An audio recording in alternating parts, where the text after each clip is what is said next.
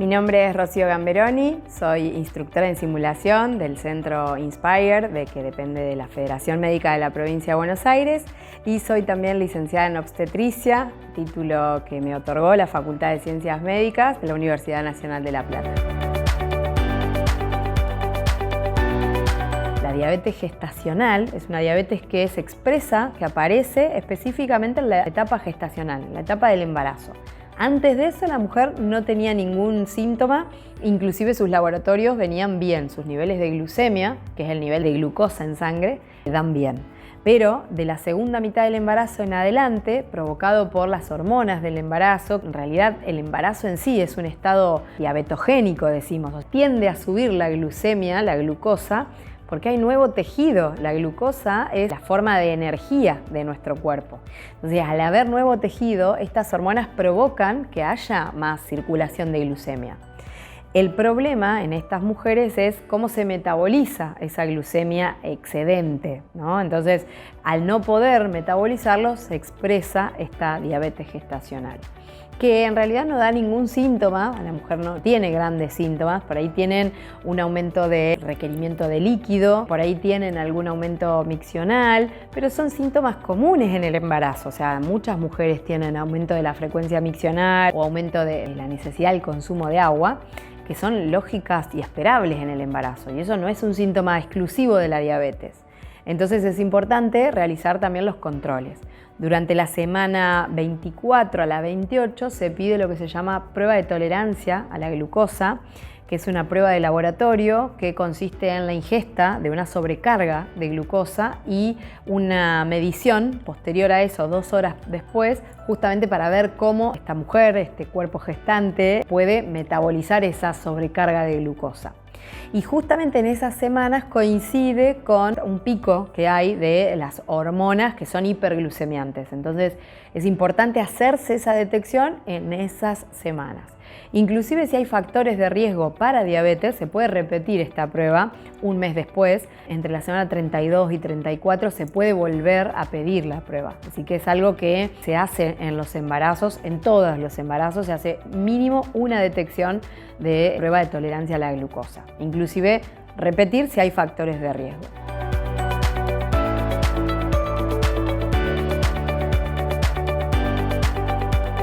En principio se indica una dieta que no sea hipercalórica, no es reducida en calorías, sino hipercalórica. Uno no busca que la glucemia descienda bruscamente porque eso tampoco sirve. Pero sí podemos acompañar a la señora con un plan nutricional adecuado, que tenga justamente, sea variado, que tenga todos los nutrientes necesarios y además también la actividad física.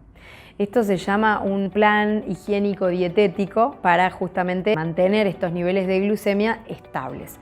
No son beneficiosos ni los picos ni los descensos bruscos de glucemia durante la gestación. Entonces se acompaña o se indica este plan nutricional, que puede que muchos obstetras pidan la interconsulta justamente con un especialista en esto, con una nutricionista en diabetes gestacional o que tenga la capacidad de cubrir estos requerimientos, porque la embarazada tiene que subir de peso, pero no subir desmedido. Esto que uno antes culturalmente se interpretaba como que el embarazo es la etapa para comer por dos, ya se sabe que no es así y que eso está ligado justamente a patologías graves como son la diabetes y la hipertensión, ¿no? El aumento de peso desmedido, ¿no? Genera muchas complicaciones en la embarazada. Aumento de la glucemia, por supuesto, aumento de dolores articulares por el mismo sobrepeso, dificultad respiratoria por el crecimiento del útero y el crecimiento del abdomen, de la grasa, digamos, alrededor del abdomen. Esto genera esta dificultad que se llama disnea, se conoce disnea como una dificultad propia del embarazo, que la embarazada necesita como incorporar más aire, una bocanada como muy potente porque se agita, se queda sin aire, sobre todo en las últimas etapas del embarazo. Esto como primer medida. También se puede, digamos, interpretar como una diabetes que merece otro tipo de atención y de mediciones más cercanas, ¿no? Entonces se le enseña a la embarazada a medirse ella solita la glucemia en casa. Eso se hace con los hemoglucos, test caseros que se hacen con los dispositivos, aparatitos y tiras reactivas, Consiste en medirse, pincharse todos los días. Generalmente se puede hacer previo a la comida o post comida, postprandial decimos nosotros. Después de una ingesta, medirse. Y si esos valores se le enseña a la mujer están por encima de determinado límite, puede necesitar una corrección con insulina. Para esto se la envía a lo que es el consultorio de alto riesgo. Cuando uno detecta la diabetes gestacional en un embarazo de bajo riesgo, deja ya de tener esta condición y uno deriva a lo que es el especialista en embarazos que tienen alguna enfermedad durante el embarazo o tienen algún factor de riesgo para que esto ocurra.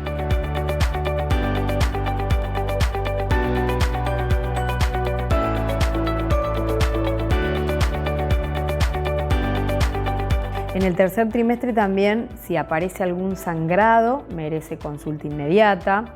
En los casos que hay una ubicación de la placenta baja o previa a la gestación, se puede diagnosticar por ecografía y se manifiesta con este sangrado mínimo e indoloro, pero también puede aparecer un sangrado más abundante, con el útero más tenso, mucho más rígido y doloroso, que son síntomas que corresponden a un desprendimiento placentario. Eso merece consulta urgente.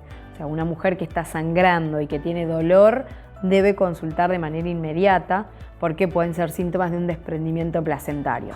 Esto compromete la salud del feto y de la madre, dependiendo del grado de desprendimiento, o sea, el porcentaje de la placenta que se desprende por alguna causa. Puede ser traumática, puede ser la hipertensión, que provoca también esto.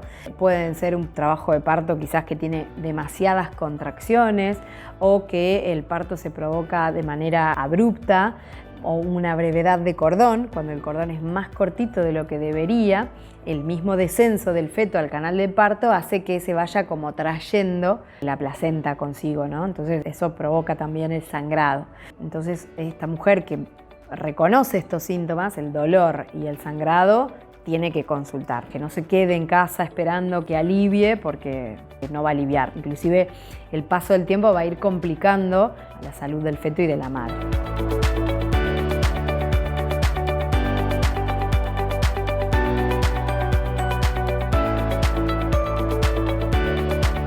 La hipertensión, que nombramos tanto, no da síntomas demasiados, pueden ser inespecíficos, pero siempre recomiendo en el tercer trimestre, sobre todo, y a las mamás que tienen factores de riesgo, estar atentas a algunos síntomas, que son el dolor de cabeza.